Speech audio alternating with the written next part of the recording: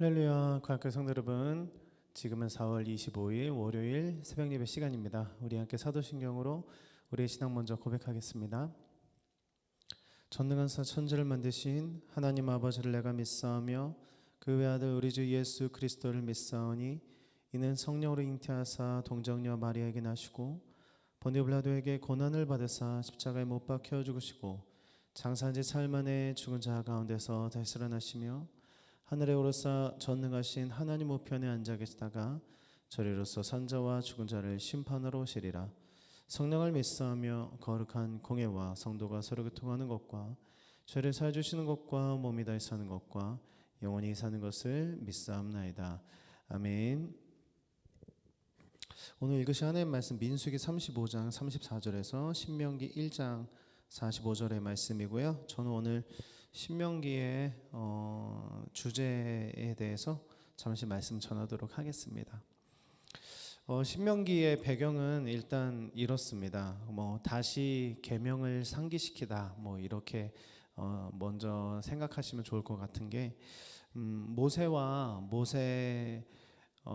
이스라엘 사람들이 출애굽을 하죠. 출애굽을 하고 이제 약속의 땅 가나안 땅에 들어가야 하는데 이들에게는 힘도 없었고 그리고 무기도 없었고 전쟁 경험도 없었잖아요. 그런데 이제 막상 가나안 땅에 들어가려고 하니까 그 가나안 땅에 살고 있는 사람들은 막 거인처럼 아주 크고 막 누가 봐도 전쟁의 명수처럼 이렇게 보이는 거죠. 하니까 이 대표자들이 보고했던 거는 야, 우리는 이제 저 땅 못 들어갈 것 같다. 왜냐하면 저들에 비하면 우리는 메뚜기와 같다. 이렇게 보고를 하게 됩니다. 결국은 그렇게 하나님을 계속해서 믿지 않고 계속해서 불순종했었던 그 이스라엘 백성들이 가나안 땅 앞에서 결국은 그런 불순종을 보여주면서 그 결과로 인해서 광야에서 40년 동안을 이렇게 방황하고 시간을 보내다가 결국은 그 나왔던 출애굽했었던 1세대들이 다 죽게 되거든요.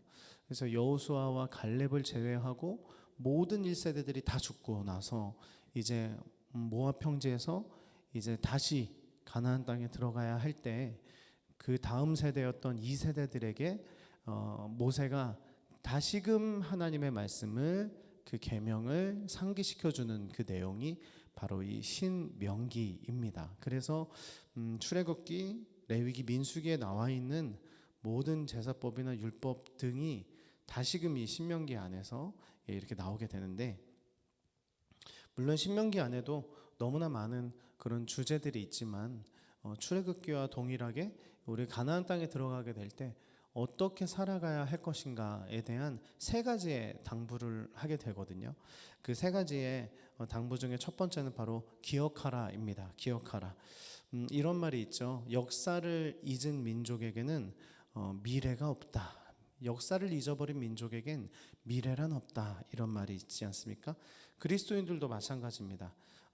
하나님을 만나기 전에 내가 어떤 사람이었는지 기억을 해야 오늘도 살아갈 수 있는 것이고, 그리고 하나님께서 우리에게 행하신 일들을 기억해야 오늘 예배하고 찬양할 수 있죠. 우리가 예배드리러 나오는 그런 모든 이유도 다른 것이 아니라 하나님이 나에게 이런 일들을 행하셨습니다. 그것을 기억하고 하나님께 나오는 거 아니겠습니까? 그래서 예전에도 한번 말씀을 드렸을지 모르겠지만 우리의 십계명은 사실 그 십계명의 그 출애굽기 본문을 보면은 이렇게 장으로 이렇게 나눠지긴 했지만 원래 성경이 그런 절장이 없었거든요. 그래서 십계명을 임의로 이렇게 나눈 것입니다. 그때 어떻게 나누느냐에 따라서 십계명이 달라지는데 우리 유대교와 우리 개신교와 천주교가 십계명이 다르거든요. 근데 유대교 같은 경우는 제1계명이 바로 우리 같은 경우는 나 외에 다른 신을 섬기지 말라, 이것이 1계명이지만 유대인들에게 있어서 1계명은 나는 애국 가운데에서 너희를 건져낸 여호와다, 이것이 바로 1계명입니다. 그래서 우리가 정말 이런 것을 참고할 때 이게 잘못된 거다라는 것이 아니라 이것 또한 하나님의 말씀이고요. 어떻게 나누느냐에 따라 다른데 저는 굉장히 유대교의 십계명이 어찌 보면 흐름상 더 맞지 않나라고 생각하는 편인데 내가 바로 너희를 구원한 하나님이다. 예, 그게 바로 유대교에 있어서는 첫 계명입니다. 네. 그래서 하나님께서 우리에게 말씀을 하실 때 가장 먼저 말씀하시는 게 뭐냐면 내가 여호와다. 내가 바로 너희의 하나님이다. 이거를 항상 강조하시거든요. 그게 무엇입니까? 내가 누구인지 그리고 내가 무엇을 행했는지 너희는 기억해야 한다. 기억해야 한다. 네, 그것이 바로 첫 번째 당부였고 두 번째 당부는 바로 감사하라입니다. 감사하라. 은혜를 그렇게 기억하잖아요. 그 기억한 사람들의 특징이 있다면 바로 감사하는 삶이라는 거죠. 예, 우리가 하나님께서 어떤 일을 행하셨는지를 기억하면 바로 나오는 것은 감사밖에 없을 것이에요. 우리는 생각보다 많은 것들을 갖게 되면은 감사하고 갖게 되면 행복할 거라고 생각을 하는데 사실은 무엇을 갖는 그 행복보다 무엇을 잃어버리는 그 슬픔이 훨씬 크다는 것을 우리는 종종 잊고 살아가는 것 같습니다. 예를 들어서 우리가 갑자기 병에 걸리면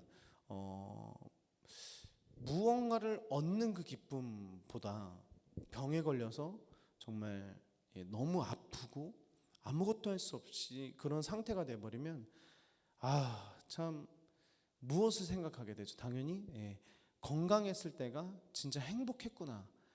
그러면서 당연히 무엇을 꿈꾸게 되냐면 무언가를 더 갖고 싶어가 아니라 이전 것들, 잃어버린 것을 다시 회복하고 싶어. 이게 훨씬 커지게 되지 않습니까? 결국 감사라는 것 또한 우리가 항상 생각하고 살아가야 할 것은 내가 무엇을 가지고 때로는 심지어 어떤 기도응답을 받아서 막 그렇게 감사한 것 이전에 오늘을 살 수 있음에 감사하고 하나님께서 내게 행한 일들을 먼저 감사하며 살아가기 시작한다면 무언가를 얻었을 때만 감사하는 삶보다는 훨씬 더 풍요로운 그런 삶을 살게 될 것이라고 생각합니다. 그래서 두 번째 당부는 바로 감사하라였고요. 마지막 세 번째 당부는 바로 남겨둬라입니다. 남겨둬라. 하나님께서는 신명기를 통해서 하나님 나라 백성들이 어떻게 살아가야 하느냐에 대한 메시지를 전하는데 그 중에 또 하나가 무엇이냐면 남겨둬라입니다. 추수를 할 때, 그래서 수확할 때 이제 다 가져가지 말고 남겨둬라 이런 말씀이에요. 그러면 어떻게 되는 거예요? 남겨두면 가난한 자들, 고아들, 과부들, 몸이 안 좋은 자들 그런 사람들이 알아서 가져갈 테니까 너는 충분히 그냥 너희 것만 가지고 남겨둬라라는 것입니다. 성경은 정말로 우리가 살아가는 그런 삶의 방법을 다른 것을 말하지 않습니다. 하나님을 어떻게 사랑하고 이웃을 어떻게 사랑할 것인가에 대한 이야기가 성경의 전부의 가장 큰 메시지라고 볼 수 있는데 그 성경에서 우리에게 주시는 말씀은 네가 받았다면 이제 그만 남겨둬라. 네가 받았다면 이제 나눠줘라. 이것이 항상 성경이 말하는 아주 큰 메시지라고 생각을 합니다. 그런데 만약에 나는 복 받았어, 나는 선택받았어 그러면서 내 것만 감사히 여기고 내 것만 전부라고 여긴다면 그것은 유대인이나 바리새인이나 별로 다를 바가 없다는 것입니다. 하나님은 우리에게 분명히 말씀하십니다. 받았다면 이제 그만 남겨둬라, 나눠줘라. 오늘 신명기를 시작하면서 어떤 메시지가 중요한 메시지인가 이렇게 세 가지를 간단하게 알아봤습니다. 첫 번째, 기억하라. 그리고 감사하라. 그리고 남겨둬라. 이 말씀 우리 오늘 하루에 좀 적용하여서 하나님의 은혜를 기억하고 감사하고 그리고 나눠주는 그런 풍성한 하루 보내시기를 예수님의 이름으로 축복합니다. 잠시 기도하고 주기도문을 마치겠습니다. 하나님께서 우리에게 너무나 많은 것들을 주셨는데 특별히 나는 여호와다, 너희를 건져낸 여호와다, 너희를 구원해낸 여호와다. 하나님, 그 하나님을 기억하기를 원하고 그 하나님을 기억하기 때문에 감사하기를 원하고 또 감사하기 때문에 나눠주고 남겨주는 그런 인생길 살 수 있도록 축복하여 주시옵소서. 감사드리며 예수님의 이름으로 기도드립니다. 아멘. 하늘에 계신 우리 아버지여, 이름이 거룩히 여김을 받으시오며 나라가 임하옵시며 뜻이 하늘에서 이루어진 것 같이 땅에서도 이루어지리이다. 오늘날 우리에게 일용할 양식을 주옵시고 우리가 우리에게 죄 지은 자를 사해준 것 같이 우리의 죄를 사해 주옵시고 우리를 시험에 들게 하지 마옵시며 다만 악에서 구하옵소서. 다그 나라와 권세와 영광이 아버지께 영원히 있사옵나이다. 아멘.